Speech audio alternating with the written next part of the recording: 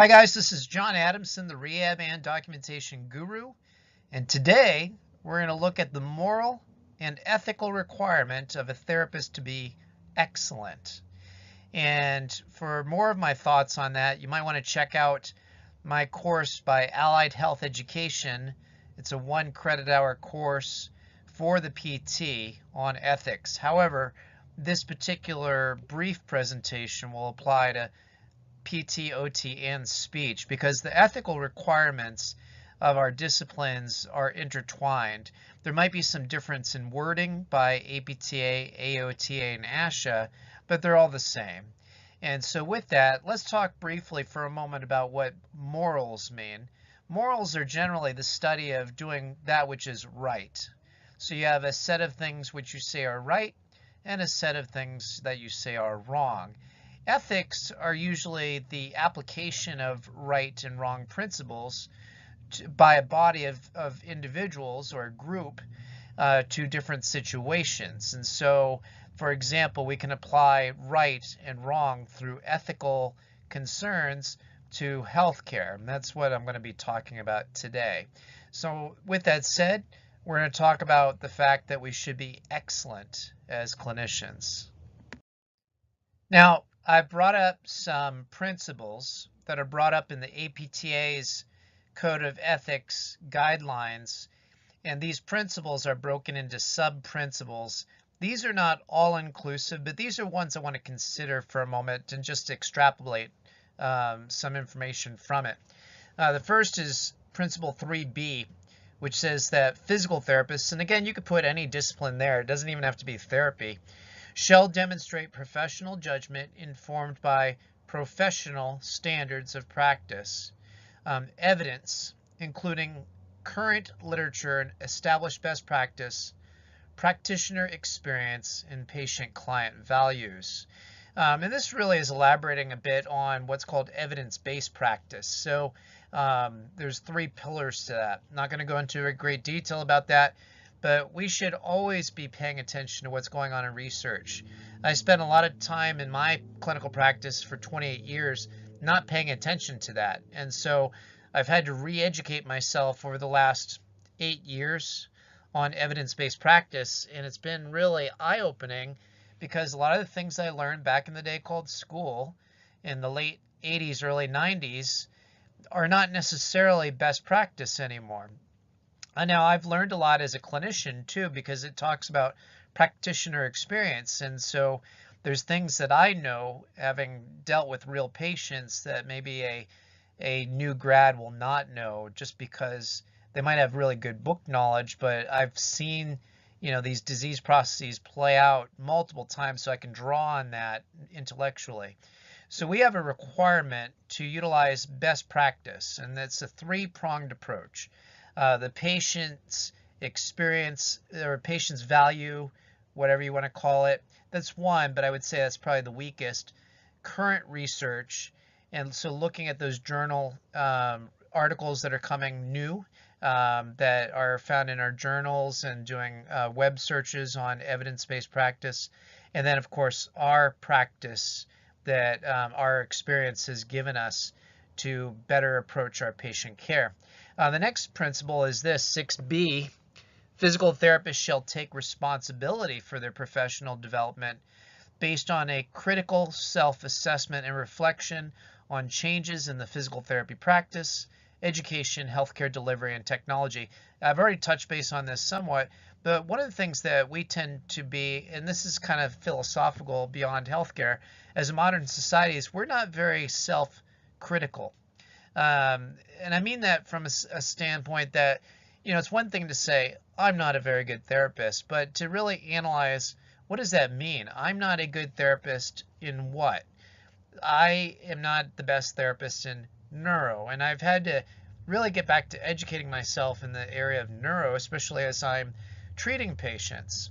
I saw a patient with a stroke today, new evaluation for me, and it was interesting, some of the clinical presentation I was seeing in this patient, and based on a lot of reading I've done in the area of neuroplasticity, I was able to see opportunities for treatment. And that's an evolving field right now, neuroplasticity. And so we have to be critically assessing what our weaknesses are and then utilize opportunities to grow in that area that we're weak in. Here's another one.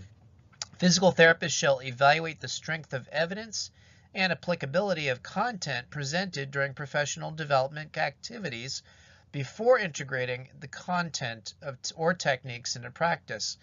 I tell people that come to my course oftentimes that don't just believe me because I'm so-called expert on the area of documentation or whatever. Don't just believe me because of that. Make sure you evaluate what I'm saying based on regulations by Medicare and best practices that you've learned in your settings, because we are to critically think through what we're being educated on, because there's teachers of different techniques are a dime a dozen, and there are some practitioners that have made a lot of money by unsuspecting people like therapists coming to their courses that need to be critically thought through to determine whether or not we should be integrating that stuff.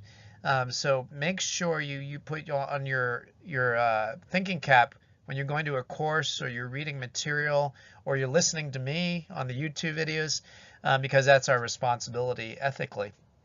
And then lastly, I would say this, for Principle 6D, physical therapists shall cultivate practice environments that support professional development, lifelong learning, and excellence. We can do that right within our practice setting. We're so caught up in the productivity mindset that we do not engage in proper organizational professional development. It is our responsibility as clinicians individually to go to our organizations that may not have a support network for professional development and do things, activities to make sure we all grow. One example would be doing like a peer review, let's say once a month, where you get together for lunch with your colleagues and you read an article and you critically evaluate it and you determine, is this something we should be doing for our patients from an assessment standpoint or a treatment standpoint. So there's lots of opportunities we have for growth and development individually, but then also within our organization, and it is an ethical responsibility we have to promote that environment. Well, sorry for the break in the last slide at the very end. I thought I'd hit the pause button for recording. But here's what I want you to take home. We have an ethical and moral responsibility as therapists, and here's the two takeaways I get from reading these ethical principles. An excellent therapist will provide services that are ethically and morally right. So if you aspire to be an excellent therapist, you will seek to learn more about ethical and moral responsibilities that you have.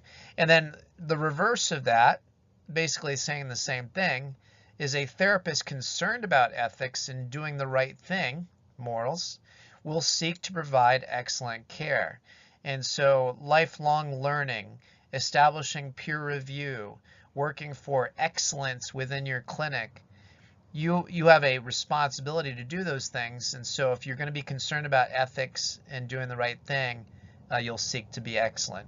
Anyway, hopefully I've helped goad you if you're needing some prodding, because I need prodding to be excellent in what you do, because once you're excellent with what you do, that'll end up on documentation, and that'll help you get paid for what you do as well. And of course, your patients are going to be a lot more happy and probably come back to you if they need you again. Anyway, this has been John Adamson, the Rehab and Documentation Guru. Please like and subscribe.